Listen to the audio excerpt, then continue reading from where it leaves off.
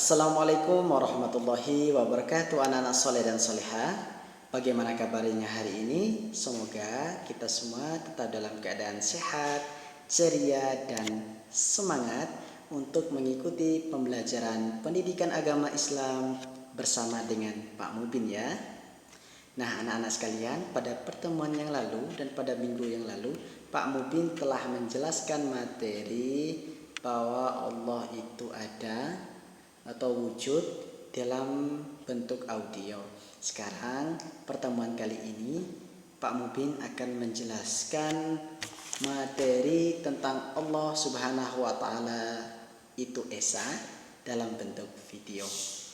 Nah, anak-anak sekalian, alhamdulillah Allah Subhanahu wa taala telah memberikan kita rahmat kesehatan, kekuatan dan kesempatan sehingga antara Pak Mubin dengan kalian anak soleh dan soleha yang ada di rumah dapat berjumpa lagi pada pertemuan hari ini. Baik anak-anak sekalian, sebelum Pak Mubin menjelaskan materi kita pada pagi hari ini, terlebih dahulu kita menyimak salah satu video lagu tentang Asmaul Husna,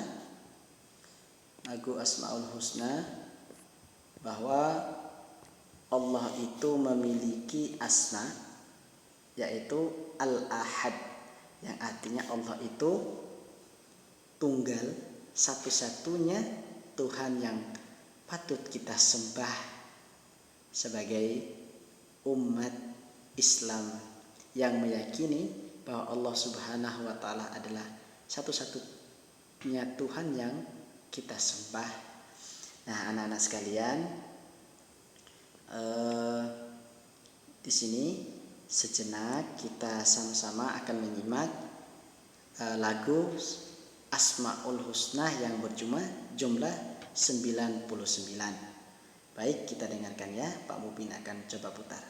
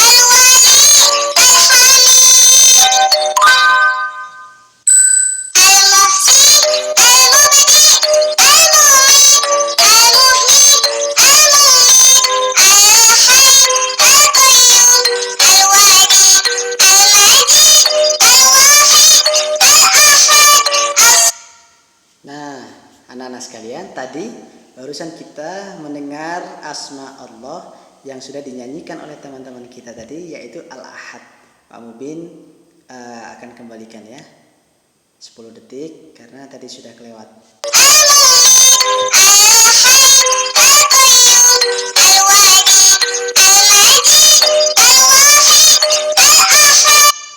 Nah, ini anak-anak soleh dan soleha, bisa dilihat tulisan di atas itu ada alif, lam alif, huruf ha dan dal yang bertanda baca dhammah. Bacaannya kalau dalam bahasa Arab itu Al-Ahad. Nah, Al-Ahad artinya Allah itu Maha Esa. Ini salah satu bukti bahwa dalam Asmaul Husna yang 99 itu Allah memiliki asma yaitu Al-Ahad atau yang berarti Maha Esa. Esa artinya tunggal. Nah, kalau anak-anak soleh dan soleha pernah belajar tema mata pelajaran PKN, di sana tertuang dalam pelajaran tentang Pancasila, dan itu menjadi pembiasaan anak-anak sebelum belajar yang membacakan Pancasila yang bunyi sila pertama yaitu ketuhanan yang Maha Esa. Nah, antara Islam mengajarkan tentang ketuhanan yang Maha Esa sama halnya yang tertuang di dalam butir-butir Pancasila. Nah, anak-anak sekalian, berbicara tentang Allah Subhanahu wa Ta'ala adalah zat yang Maha Esa dan tidak ada duanya di muka bumi ini, dan kemudian Allah Subhanahu wa Ta'ala itu satu-satunya Tuhan yang patut kita sembah dan kita imani. Nah, di sini Pak Mubin akan mencoba membuka bacaan surah Al-Ikhlas.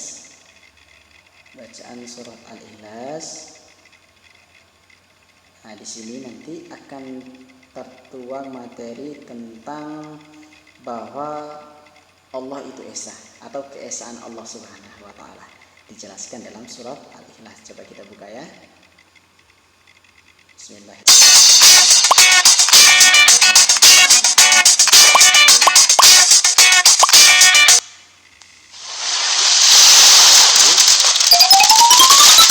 Di sini ada surat Al-Ikhlas.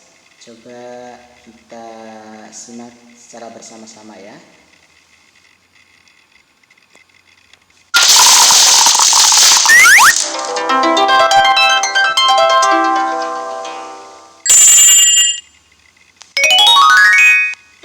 Surah Al-Ikhlas.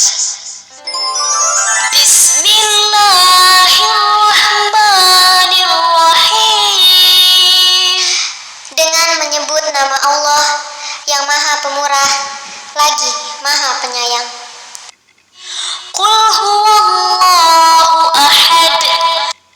Katakanlah, dialah Allah yang Maha Esa.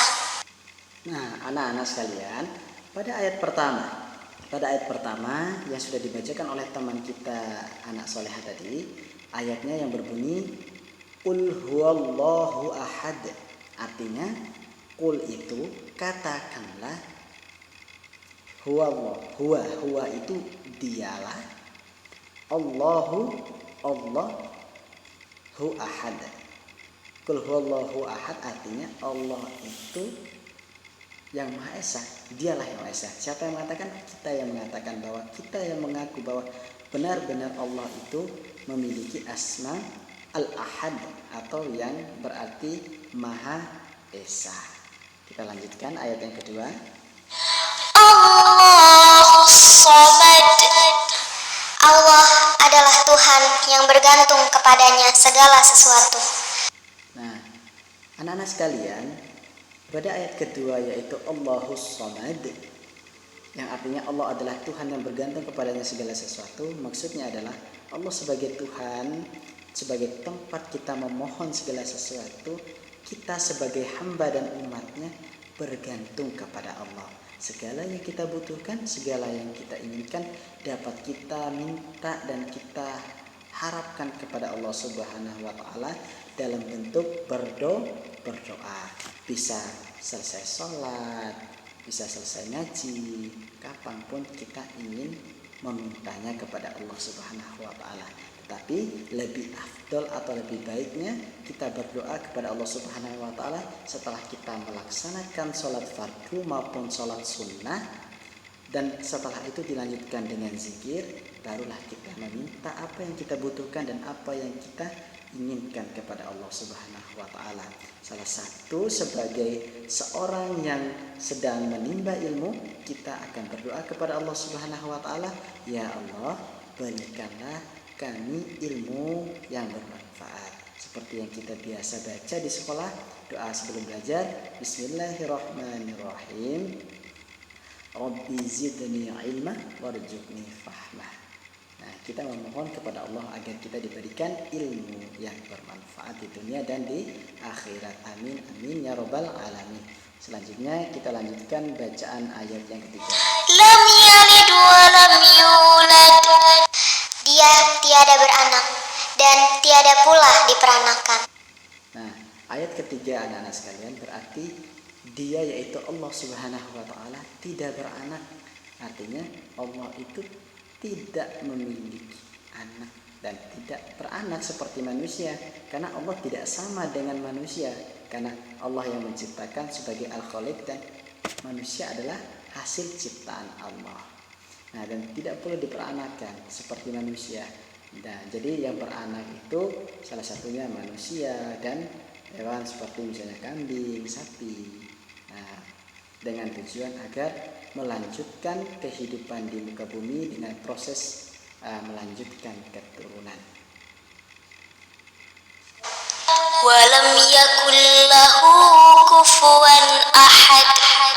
Dan tidak ada seorang pun yang setara dengan dia. Nah, pada ayat yang terakhir, walam yakul lahu kufuwan ahad, artinya dan tidak ada seorang pun. Jadi kalau seseorang berarti manusia, tidak ada satupun manusia yang setara, yang sama kedudukannya dengan Allah Subhanahu wa taala. Karena memang bagaimana mungkin kita manusia tidak pernah akan bisa sama dengan Allah Subhanahu wa taala. Karena kita bukan Tuhan, kita hanya sebagai umat dan hambanya. Bisakah manusia menciptakan langit Pak Mubin yang tanpa tiang? Pastinya tidak bisa. Bisakah manusia membuat lautan yang begitu luas seperti samudra dengan gelombangnya, dengan badainya, dengan pasang surutnya? Bisakah? Tidak bisa. Bisakah manusia Pak Mubin menciptakan gunung yang berjejer-jejer, yang tinggi, yang besar ini? Tidak bisa anak-anak sekalian. Dan bisakah manusia menciptakan gunung yang meletus seperti gunung berapi? Tidak bisa.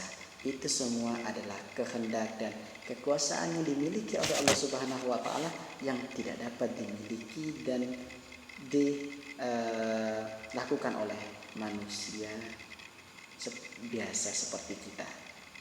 Nah, anak-anak sekalian, kemudian karena Allah itu esa dengan segala kebesarannya, kita bergantung dan bersandar kepadanya. Seperti yang Pak Mubin jelaskan tadi, segala yang kita inginkan, kita butuhkan, kita memohon pertolongan dan syafaatnya agar selalu kita dilindungi, diberkahi dengan rezeki, dengan umur dan kesehatan. Nah, anak-anak sekalian, tidak hanya itu, Allah juga menciptakan banyak makhluk, tidak hanya manusia di dunia ini, tetapi ada banyak makhluk ciptaan Allah Subhanahu wa taala. Sini Pak Mubin akan menunjukkan beberapa contoh ciptaan Allah Subhanahu wa taala yang ada di bumi dan di langit. Nah, ini anak-anak sekalian, ciptaan Allah Subhanahu wa taala yang ada di hutan. Di mana di sini terdapat pohon, burung, beruang, kemudian ada kijang, rusa, kemudian ada kancil, ada tupai, ada air, ada rumput, ada bunga, ada batu.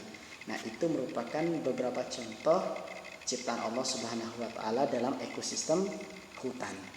Nah, kemudian di sini juga ada gambar 3 orang anak yang sedang memfoto aliran sungai yang dimana dalamnya ada rumput, tanah, batu, sungai, air, gunung, langit, awan, dan rumah.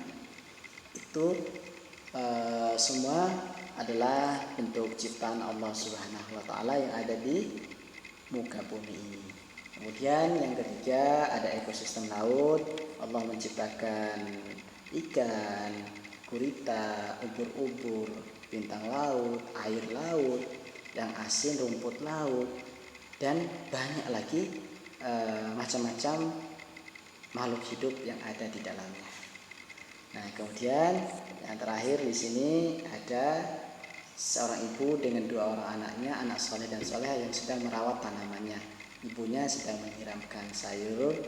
Nah, di sini juga merupakan contoh ciptaan Allah berbentuk manusia yang hidup dalam satu keluarga seperti kalian di rumah, ada ayah, ada ibu, ada kakak, ada adik. Dan di rumah kalian mungkin ada tanamannya seperti bunga atau hewan peliharaan seperti sapi atau kambing. Nah, itulah anak-anak bentuk keesaan Allah Subhanahu wa taala. Semoga penjelasan dari Pak Mubin dapat memudahkan kalian belajar dari rumah selama masa pandemi. Semoga ilmu yang Pak Mubin sampaikan dapat bermanfaat bagi kalian. Amin ya rabbal alamin. Sebelumnya Pak Mubin mohon maaf apabila ada kekurangan, dan terima kasih banyak Pak Mubin ucapkan kepada Bapak Ibu wali murid yang ada di rumah yang sudah setia dan sabar dalam mendidik dan membimbing anak-anak untuk belajar di rumah. Karena kami selaku guru bukanlah apa-apa tanpa bantuan dari Bapak Ibu wali murid yang ada di rumah. Kami hanya sebagai fasilitator atau yang memfasilitasi pendidikan jarak jauh untuk anak-anak, tetapi yang menentukan proses belajar anak-anak di rumah adalah tiada lain dan tiada bukan Bapak Ibu wali murid itu sendiri. Dan Pak Mubin ingatkan tetap jaga jarak, kemudian selalu menggunakan masker, kemudian selalu mencuci tangan dan kaki agar kita dapat terhindar dari wabah virus COVID-19. Mungkin itu saja penjelasan dari saya untuk pertemuan kali ini. Kemudian kita akan lanjutkan minggu depan dengan ujian tengah semester. Sebelumnya, agar lebih afdol dan mendapatkan berkah dari Allah Subhanahu wa taala, kita tutup pelajaran kita pada pagi hari ini dengan membaca doa majelis. Bismillahirrahmanirrahim. Subhanakallahumma wa bihamdika asyhadu an la ilaha illa anta astaghfiruka wa atubu ilaik. Saya akhiri. Wassalamualaikum warahmatullahi wabarakatuh.